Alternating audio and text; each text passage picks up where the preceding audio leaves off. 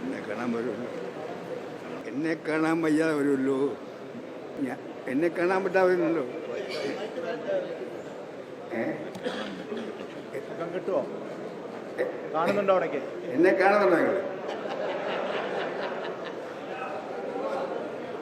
എന്നെ കാണാൻ നിങ്ങൾക്ക് പറ്റുന്നില്ല, മുമ്പിലേക്ക് ആരെ കാണാൻ എനിക്ക് പറ്റുന്നില്ല.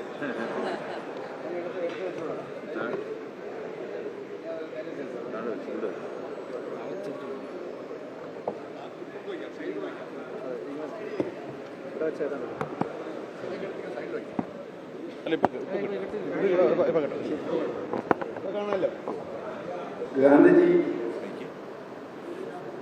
ഒറ്റ പ്രാവശ്യം മാത്രമേ ഇന്ത്യൻ നാഷണൽ കോൺഗ്രസിന്റെ പ്രസിഡന്റായിട്ടുള്ളൂ. ഒരേ ഒരു തവണ ബൽഗാം സംഗമത്തിൽ വെച്ച്.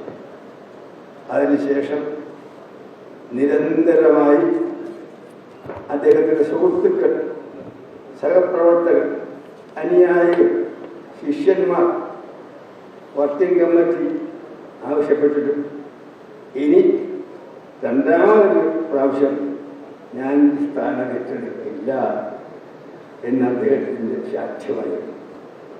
പക്ഷേ ബൽഗാം സമ്മേളനത്തോടുകൂടി ഇന്ത്യ രാജ്യത്തിൻ്റെ അധികാര കൈമാറ്റത്തിൻ്റെ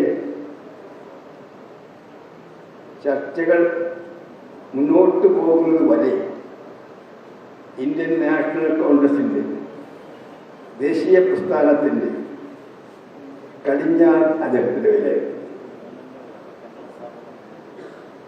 ഐക്യത്തിനായ നേതാവായിരുന്നു. ഗാന്ധിജിയുടെ വാക്ക് അവസാന വാക്കാണ്. സ്വാതന്ത്ര്യ കൈമാറ്റത്തിൻ്റെ അധികാര കൈമാറ്റത്തിൻ്റെ അവസാന നാളുകളിൽ ഗാന്ധിജിയുടെ വാദങ്ങളെയും എതിർക്കുന്ന ഒരു പ്രവണത വർക്കിംഗ് കമ്മിറ്റി ഉണ്ടായിരുന്നു.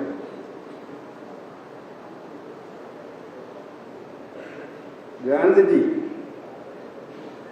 ഇന്ത്യൻ നാഷണൽ കോൺഗ്രസിൻ്റെ പ്രസിഡന്റും തുടർന്ന് കോൺഗ്രസിൻ്റെ ദേശീയ പ്രസ്ഥാനത്തിൻ്റെ അനിഷേധ്യ നേതാവായി മാറിയില്ലായിരുന്നെങ്കിൽ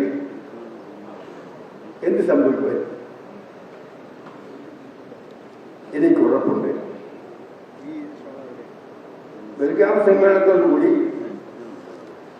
ഇന്ത്യൻ നാഷണൽ കോൺഗ്രസിന്റെ അവസാന വാക്കായി ഗാന്ധിജി മാറിയില്ലായിരുന്നെങ്കിൽ, ഗാന്ധിജി കോൺഗ്രസ് അനിഷേധ്യ നേതാവായിരുന്നെങ്കിൽ 1947 ആഗസ്റ്റ് 11 ഇന്ത്യ സ്വതന്ത്ര ഇന്ത്യ ആയിട്ടില്ലായിരുന്നു.